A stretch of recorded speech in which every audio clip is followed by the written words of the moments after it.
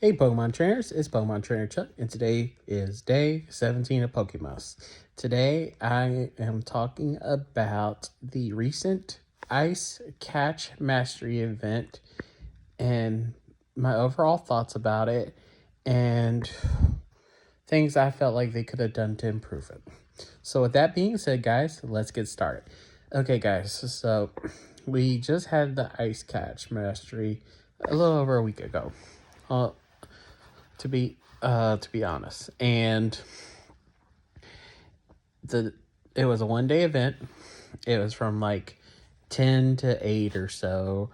Okay, nothing, or 10 to 10 or something. Nothing crazy, nothing out of the ordinary. But it only featured 3 Pokemon, and 2 were in the wild and 1 was through research. And even some other Pokemon Go content commentators or creators or whatever you want to call, or Pokemon Go YouTubers, have also stated that to them this event wasn't that great. And again, I agree with them. The idea was great, but things that they could have done to improve it were higher shiny rates, because I've heard a couple people say the shiny rates weren't that great. You could have had way more ice Pokemon, and you could even had a shiny or Pokemon debut with it, and that would have brought a decent amount of improvement to it. For example, like, you could have had Jinx Lapras, but from Generation 1, you could have added Sneasel from Gen 2. You could add, excuse me, sorry.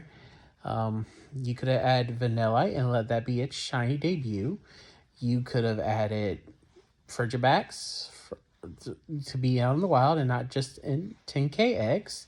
You could also even had a debut of like ESQ, SQ, IceQ, whatever you call it, the penguin with the ice cube for a head. I feel like if you're doing a type mastery, you should have at least about 10 different Pokemon. Just saying, especially if it's going to be like an all-day event. And the research, why that was fine to have Cragnole, but I think also you could have made it where we could have gotten more Abomasnow and Glalie Mega Energy. Yes, I know it's so close to the holiday event stuff, but well, if you knew that was the case and you were having all this for December, why didn't you make that ice catching mastery event like January, after Christmas, like towards the middle end of January, so then there wouldn't be so much of an overlap, or it'd be compared so much, and the event could have worked out better. Again, I think this is kind of some of the frustrations we hear from it. It just seems like they're not either thinking fully, they're out of touch, or something.